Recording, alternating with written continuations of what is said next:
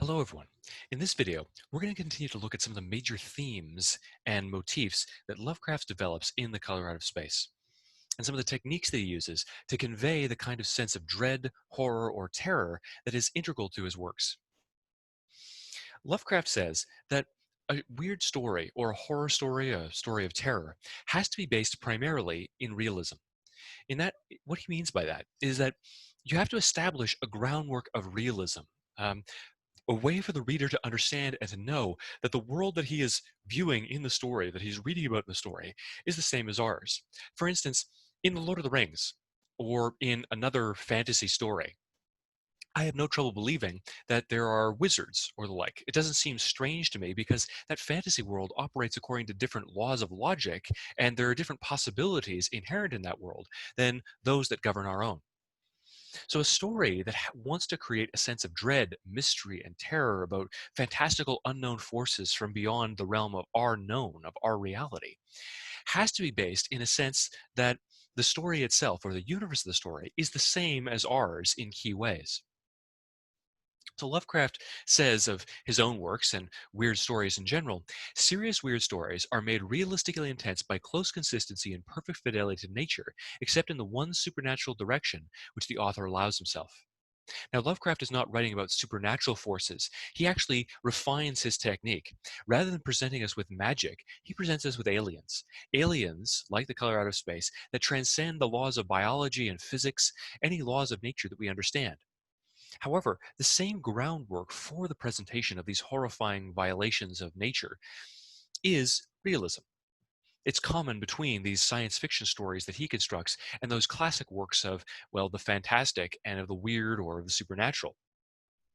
Dracula is terrifying to us, in a sense, because we know Dracula can't exist. The very irreality or the very impossibility of Dracula inside the fictional world, the fact that characters react to him with horror and shock and revulsion in the same way that we would if we were to learn that a creature like Dracula actually existed in the real world, that conveys to us and helps to construct the sense of terror. Realism is the basis for that explosion of realism, right? The interruption of realism by the supernatural or supernormal incident.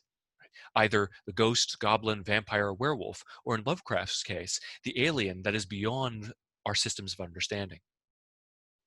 So the question I'd like you to answer by pausing the video and thinking about this story briefly is, what techniques does Lovecraft use throughout the story to establish a realistic tone so that he can create the intensity of a supplementation of natural law?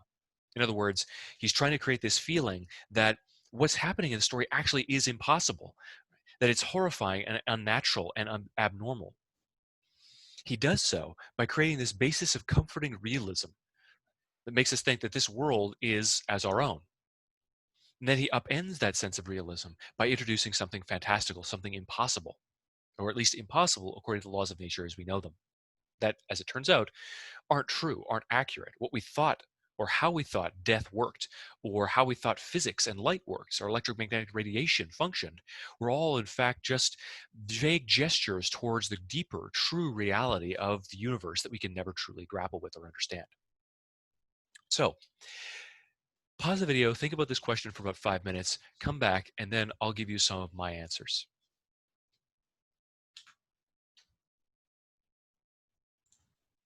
All right.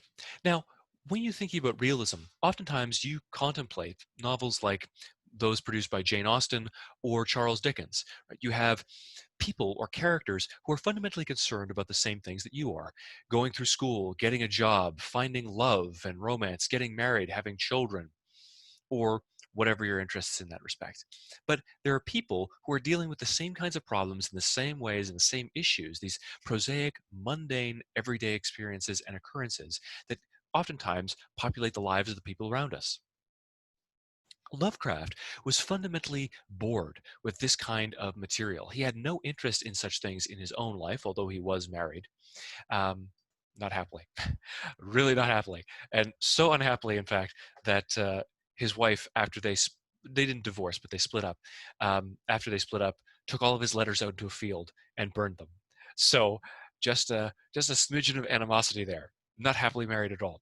But the point was that Lovecraft did not care for these traditional aspects of realism. He didn't care to consider finances or love and these things that would actually be useful in establishing a realistic basis to his story were things that he eschewed in his natural life and so attempted to eschew in his writing.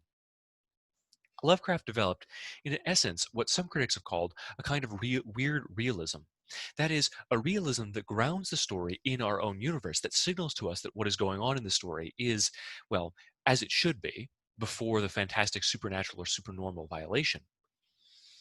But it does so in a way that eschews or avoids reference to all those things about the workaday, everyday world that he was uninterested in.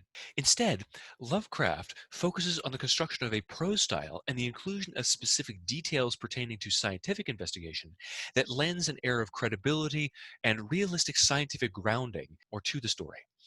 The way in which these people or the scientists approach the color out of space and the way in which characters describe and engage with it are themselves realistic. Now, they avoid all this consideration of dull, everyday events, but it provides us with this lens or this context that grounds it in actual, seemingly legitimate, comprehensible, and reasonable scientific investigations.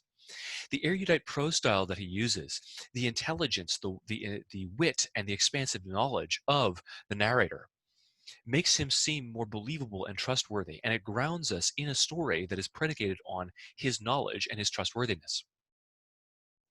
You only need to look at a few of the different samples of scientific investigation to get a sense of the way in which Lovecraft is trying to ground this not in, well, everyday things, but in the extraordinary things of our own world that we only have a kind of partial or vague understanding of, given that we're lay people rather than experts in these fields of scientific investigation into astronomy, astrophysics, and essentially optics. So as they experiment on the meteorite, hot as it was, they tested in a crucible with all the proper reagents. The next morning, both chips and beaker were gone without trace, and only a charred spot marked the place on the wooden shelf where it had been. So they run through this catalog of scientific experiments. And if you look at the expanded quotation from which I have elided here, you'll be able to see more examples of that. There's a catalog in exacting, precise, exhaustive detail of the kinds of experiments and the results that those experiments produce. Those help to ground the story, as do the narrator's ability to record and explain these details. Right? The narrator is able to record all the details of this story and all the details of their experiments as if he has done careful, exacting research into the matter. His rationality, let's say, establishes ethos, that character of trustworthiness that we look to when we essentially trust an expert in a particular area. Now, Lovecraft was fascinated with astronomy. He loved the stars, he loved space. He loved the scientific process of analyzing it and investigating it, but also just the stars themselves.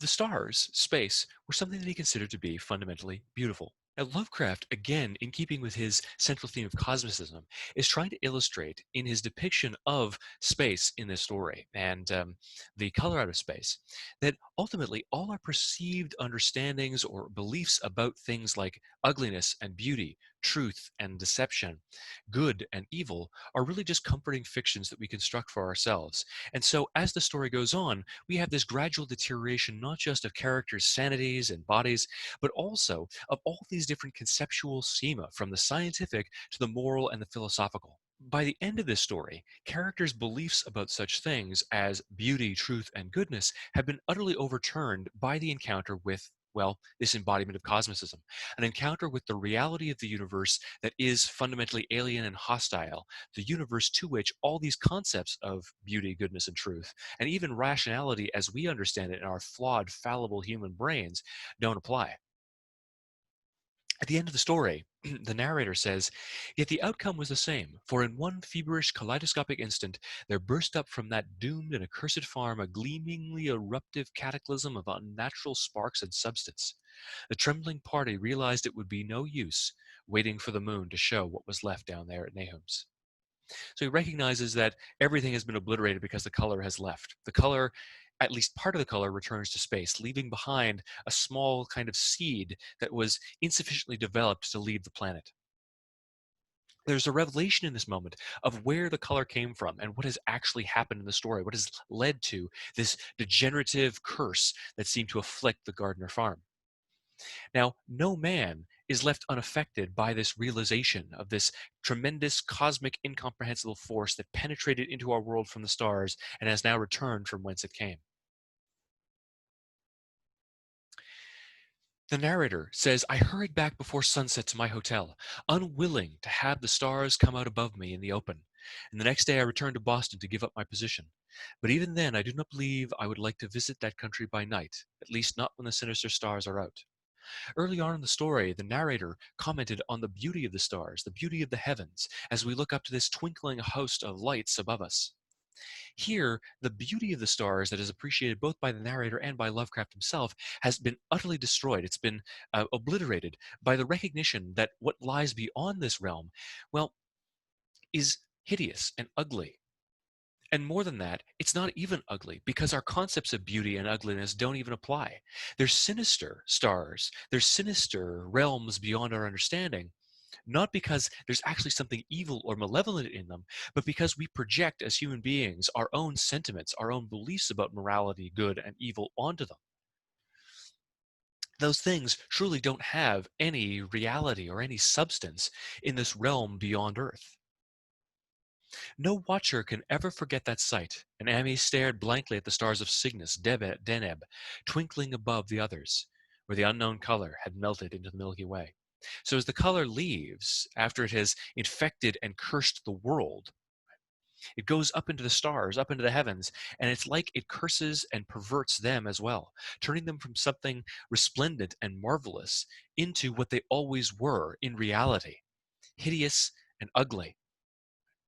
The color melts away into it, becoming part of the skies, becoming part of the heavens, and the universe is revealed to be what it always was, this fundamentally alien and hostile thing that must be guarded against by the application of logic, reason, sense, and morality, these things that we, again, create for ourselves in order to comfort ourselves.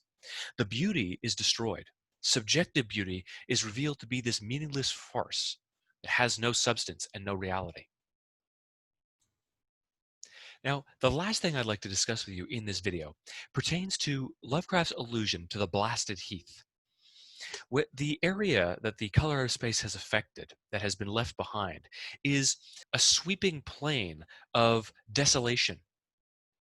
All of the grass and the trees and plants have all been reduced to dust and ash, and nothing can ever grow on this salted earth.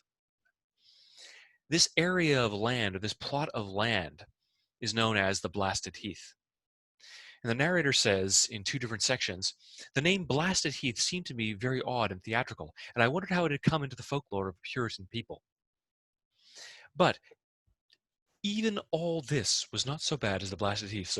So the narrator begins to move closer and closer. He moves further and further into the forest, closing in on this Blasted Heath, the center of the area of perverse destruction and desolation inside the forest, where now nothing grows and nothing can grow. And he says, I knew it the moment I came upon it, at the bottom of the spacious valley, for no other name could fit such a thing, or any other thing fit such a name.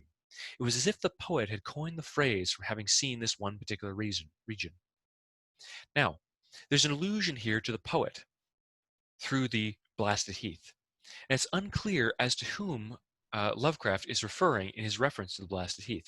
There could be two sources, either Shakespeare, the author that we considered later on in this course, or John Milton in his Paradise Lost. In this video, we're going to take a look at one of those two possibilities, and then in the second interactive class that we have on the color of space, we're going to delve into the idea of an allusion to the second possible source.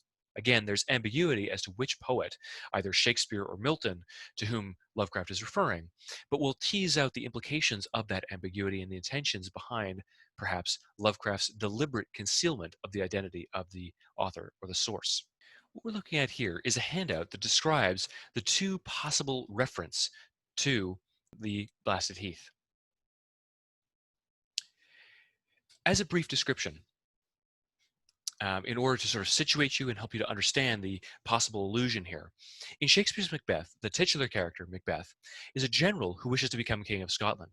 He's consumed by his ambition and he murders King Duncan to take power for himself. Eventually, his paranoia, arrogance, guilt, and increasing brutality and tyranny destroy him.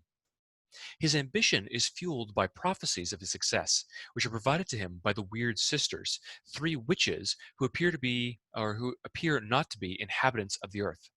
According to Shakespeare's moralistic system, the witches in Macbeth as spiritually degenerate creatures who have spurned society and the Christian God, reflect evil and chaos. They also introduce a central tension in the play, the inability to distinguish good from evil and the moral confusion that results.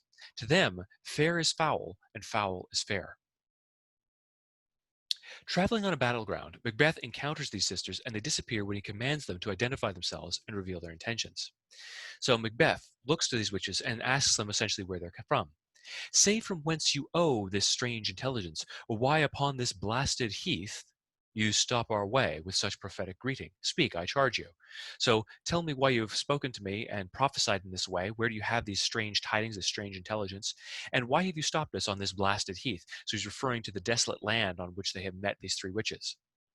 The blasted heath might be the illusion that Lovecraft is making here. And the witches, in response to this, vanish. Banquo, the earth hath bubbles as the water has. Are these, and these are of them.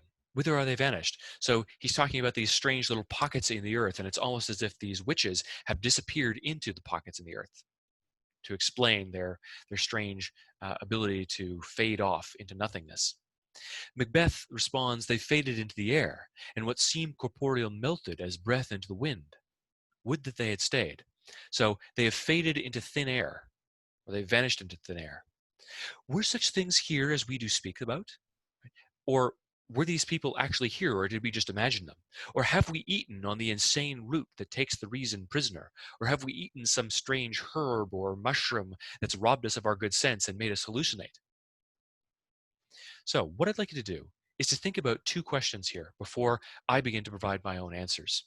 How has Lovecraft's The Color of Space appropriated the imagery here? Are there any images from The Color of Space that seem to tie back into this reference to Macbeth? And can you make any connections between the short story's plot and the ideas that the characters express in these lines? What about the characters themselves? Is there anything about them and the way in which they respond and act that seems to tie into The Color Out of Space? Take a few minutes to think about that question, and then I will share my own answers with you.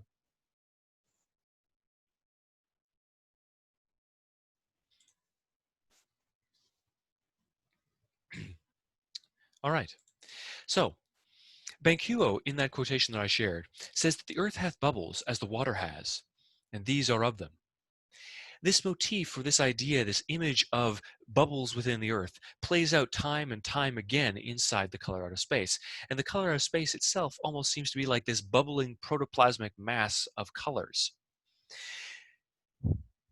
As they describe the well on the Gardner farm, it's just ooze and bubbles and the feeling of something lurking under there. So the earth inside the story of The Color Out of Space also has bubbles within it. Later on, actually towards the beginning of the story, it was a scene from a vision of Fuseli, and over all the rest reigned that riot of luminous amorphousness, that alien and undimensioned rainbow of cryptic poison from the well, seething, feeling, lapping, reaching, scintillating, straining, and malignly bubbling in its cosmic and uncontrollable chromaticism. So we have here, again, this luminous bubbling inside the earth, and the color vanishes into the air, as does, or as do, the Weird Sisters. So are these possibly allusions to Shakespeare's imagery? Again, other possible allusions to that Macbeth source. Into the air, and what seemed corporeal melted as breath into the wind. The vanishing colored globule that burst with a nervous little pop. Nothing was emitted, and all trace of the thing vanished with the puncturing. It left behind a hollow spherical space, so it leaves behind a bubble in the earth, the stone, or the meteor, and it vanishes into the air. Again, possible allusions to the imagery from Macbeth. Other connections. Were such things here as we do speak about, or have we eaten on the insane root that takes the reason prisoner? The gardener family consumes the fetid and poisoned fruit that has been infected by the color's malignant influence. Here, Shakespeare's character is alluding to the same thing. In the story, then fell the time of fruit and harvest. The pears and apples slowly ripened, and they whom vowed that his orchards were prospering as never before. The fruit was growing to phenomenal size and unwonted gloss, and in such abundance that extra barrels were ordered to handle the future crops. But with the ripening came sore disappointment, for of all that gorgeous array of specious lusciousness, not one single jot was fit to eat. Into that fine flavor of the pears and apples had crept a stealthy bitterness and sickishness, so that even the smallest of bites induced a lasting disgust. That corruption of the fruit that they consume and the water that they drink, drinking fundamentally madness into themselves, corrupts them and destroys them. So there might be a tie in the motif of this gradual subject of insanity. Carrying on this idea of the fruit that robs us of reason. The color was no fruit of such worlds and suns as shines on the telescopes and photographic plates of our observatories. So the color itself is a fruit of the stars. And as they consume it into themselves, and as the earth consumes it into itself, both degenerate and devolve into madness, much like the consumption of this fruit or the bitter root of madness. Meanwhile, I hope nothing will happen to Ame. He saw so much of the thing, and its influence was so insidious. Why has he never been able to move away? How clearly he recalled those dying words of Nahum. Can't get away, draws ye. Ye know something that's a comin', but 'tain't no use. So the color has influenced them and affected them. It's like this sickly sweet poison that enters into their minds and saps them of the will to escape or to flee. They can't get away because they no longer have the will or the desire to do so. The color has infected their minds. One of the great questions of most horror stories is why don't the victims in this horror story just open the door of this haunted mansion and leave? Why don't they just leave the campground? Oftentimes, plot-based explanations are provided that they're cut off from society or that their car engine breaks down and they don't have the parts to repair it. Here, Lovecraft's explanation for the gardener's reluctance to depart their doomed farm is that the color itself suffuses their bodies and their minds. It actually saps them of their will just as it drains the life force and energy out of them, consuming both mind and body in order to gather the vigor that's necessary for it to reproduce and then depart Earth again. So the fruit or the influence of the color, the influence of the fruit that is the color, saps them of their reason, their physical puissance, and their life force and will. One of the themes that we can take away from this plot development and these various points of description is that understanding the true nature of the universe so crushes the human spirit that people lose the desire to live. Once you understand what the universe actually entails, how nothing that we value actually has any importance or any validity or meaning beyond ourselves, beyond pure subjectivity. Suddenly, people, on recognizing that, will lose the desire to live, the will to live, because they recognize that nothing that they live for is of any true value. Now, Lovecraft reframes Shakespeare's presentation of supernatural evil in the form of the witches that we described and establishes a new kind of moral order. Because, as we've already established, there is no moral order whatsoever. It's all meaningless chaos. That, too, is a parallel to Shakespeare's presentation of the Weird Sisters, who invert fair and foul. The color, like the witches, is not an inhabitant of the earth. And they both represent or they both convey this breakdown of comfortable moral systems. As we learn, the color is beyond any kind of understanding of our subjective views on moral good and evil.